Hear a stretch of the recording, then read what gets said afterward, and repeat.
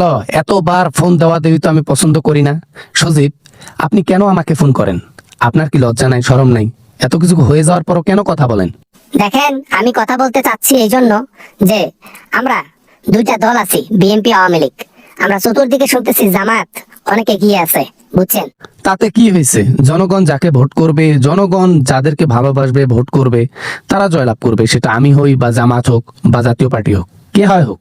কিন্তু এই যে কে হয় হোক, এই জিনিসটা আমরা সিওরিটি দেব আপনাদেরকে। শুধু আমাদেরকে দেশে আসতে দেন, আমাদেরকে সিকিউরিটি দেন, আমরা আপনাদেরকে নির্বাচনে জয়লাভ করার সুযোগ করে দেব, আমরা কথা দিচ্ছি। ভোট চুরি করার বদ অভ্যাসটা এখনো যায় নাই, তাই না? এখনো অন্যের দ্বারায় ভোট চুরি করায় দিতে চান? হ্যাঁ, লজ্জা শরম লাগে না এরকম অন্যায় কাজ করার জন্য আমাকে বলতেছেন? আহা, ভোট চুরি করবো তো আমরা, তোমরা শুধু বসে বসে থাকবা, বোঝো নাই? আমরা এক্সপার্ট ভোট চুরির মধ্যে। আপনারা ইলেকশনে থাকবেন, নির্বাচনে জয়লাভ করার দায়িত্ব আমাদের। অবৈধভাবে জয়লাভ করবে না কখনো বিএনপি। আমরা কখনো অবৈধ কাজ করব না, আমরা কোনো ভোট চুরি করব না। আমরা সুস্থ একটা নির্বাচন চাই, যেটা 12 তারিখ হতে চলেছে। আমরা আপনাদেরকে এই দেশে দেখতে চাই না। স্বৈরাচার যে দেশে এই দেশে থাকবে, আমরা চাই না। এটা আমরা কখনোই চাইবো না। আমাদেরকে নির্বাচনে বাদ দিয়ে তোমরা একলা একলা নির্বাচন করবা আর আমরা মেনে নেব? আওয়ামী লীগ সবচেয়ে বড় দল বাংলাদেশের মধ্যে, অথচ সেই দলকে বাদ দিয়ে তোমরা একলা নির্বাচন করবা, তাই হলো? সরকার রাজি, প্রশাসন রাজি, জনগণ রাজি, আর কে লাগে? আর কে লাগে? আপনাদেরকে সাসপেন্ড করা হয়েছে, তারপরও আসতে চান দেশে কেন?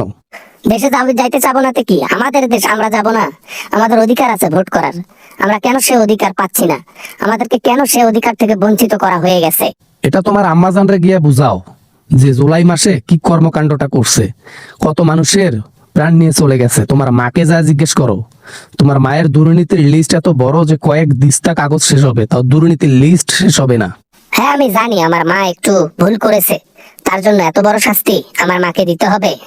এটা তো কোথাও লেখা নেই কোনো সংবিধানে যে সরকার একটা ছোটখাটো অন্যায় কাজ করবে আর তার জন্য তাকে পানিশমেন্ট হিসেবে তার পদবি নেওয়া হবে, তাকে দেশ থেকে বের করে দেওয়া হবে।